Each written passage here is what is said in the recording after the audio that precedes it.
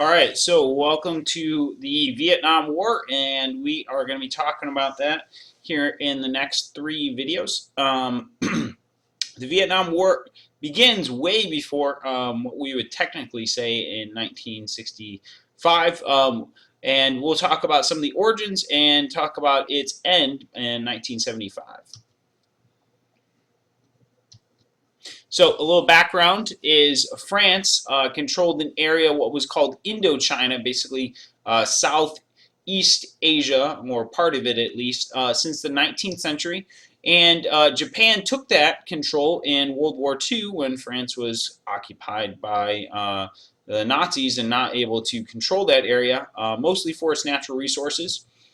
And with the U.S., the French tried to recolonize this in the post-war era, and this doesn't really go so well. The French lost control to Ho Chi Minh's Viet Minh, which, Vietnamese and Minh, basically at Dien Bien Phu. So the French really aren't successful at recolonization of Vietnam.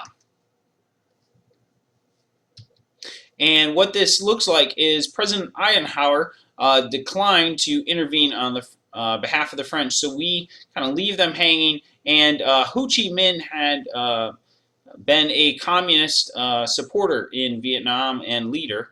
And so really what ends up happening is there's an international conference in Geneva, Switzerland, and Vietnam was divided along the 17th parallel. Hopefully this sounds a little familiar. Something similar was done in Korea, right? North and South Korea. And Ho Chi Minh's nationalists controlled the north, and Diem, the ruler or president is his technical term, but really he was more of a dictator in the South. And interestingly enough, he was a Roman Catholic in a country where that is a minority faith. So he represents not really a traditional Vietnamese individual. And so the date was set for reunification. They were going to vote, right, on whether they wanted to be one country or two. And Diem backs out of the elections because he thinks it's going to lead to military conflict between the North and the South. And really, he knows he's not going to win. He was an unpopular leader put in place by the French and the Americans and other powers of the world. And so the United States military begins its involvement slowly, but eventually. So we back the dictatorial rule of Diem, whose family holds all the money and all the power. And while the Buddhist majority are persecuted because the leaders are of the Catholic faith, and torture and lack of political freedom prevail. So not really good people to back up, but they weren't communists, at least in the American eyes. And so the United States aids Diem's government. Ike Eisenhower sends financial and military aid, and by 1960 there are 375 advisors trying to help the South Vietnamese win their battle against the North Vietnamese. And so early protest was in a pretty dramatic fashion, and Buddhist monks use what's called self-immolation, which is basically setting oneself on fire in protest. And this gets some notice, as you might assume, by the Vietnamese. And why would somebody choose to do this? This is a highlight of how bad people thought South Vietnam was becoming.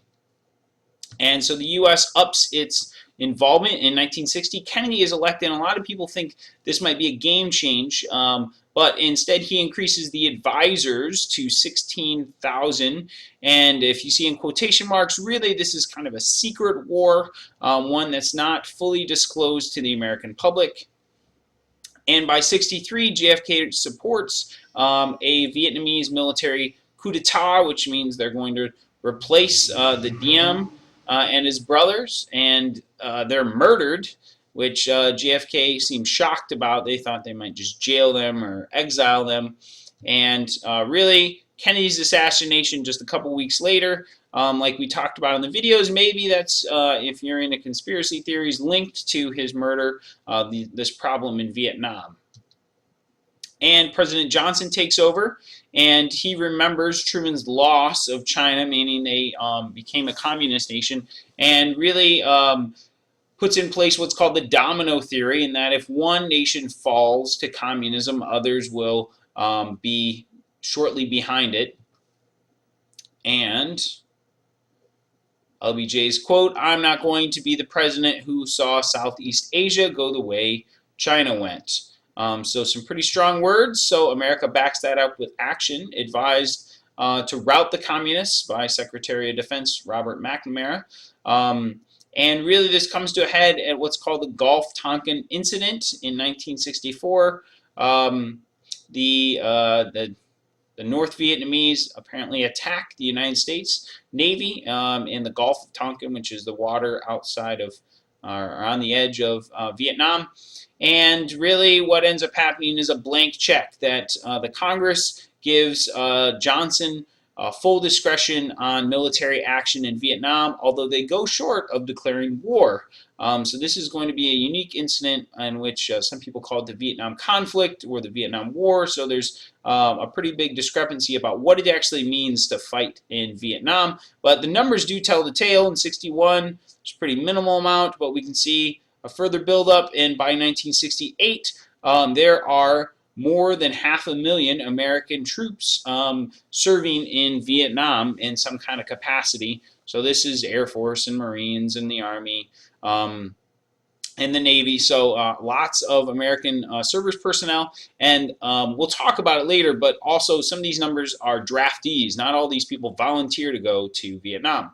And so the ground war from 65 to 68, when it really intensifies, is really there's no territorial gains. The United States does not really move into North Vietnam, and the difference in the 60s is now there's a living room war going on. That every night there were fairly accurate body counts on nightly television, and the violence was pretty raw. There wasn't a whole lot of guidance. Reporters and camera crews just went wherever they could find action, and so there was a lot of information available, but the public had not really been privy to this information before Vietnam. So this is really the first live war they're watching, and the Viet Cong begin to supply their troops through the Ho Chi Minh Trail, which winds its way through parts of other countries. And so some main ideas here for our intro is one,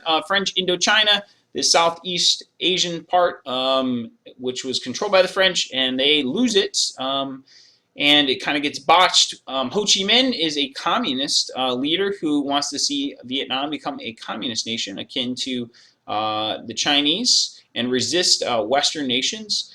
Diem here is our dictatorial ruler of South Vietnam who gets killed in a coup d'etat. And early assistance, the United States sends advisors and slowly amps up the support for Vietnam. And the domino theory is the justification, right? That if Vietnam falls, then Laos and Cambodia, and then maybe Bangladesh, and then India, and then maybe Pakistan. So all these big countries, we don't want to go to communism. We need to stand our ground in Vietnam. And lastly, Robert McNamara is the defense secretary, and he advises Johnson on amping up involvement in Vietnam. Oh, I lied. And the Gulf of Tonkin resolution is our last one, I'm pretty sure. And this is really where the United States creates an incident, for lack of a better word, or really blows one out of proportion, if nothing else, in which we declare conflict in Vietnam. We don't go as far as declaring war, but we have a blank check. We give the administration full permission to use the military to further the Vietnam conflict. And I did keep lying, man. The living room war. So live coverage of the war. We'll see some examples of this in class. So, and the Ho Chi Minh Trail. supplies these troops, so it makes it difficult to track down the Viet Cong fighting in Vietnam. So we'll get into some more details here in our next video.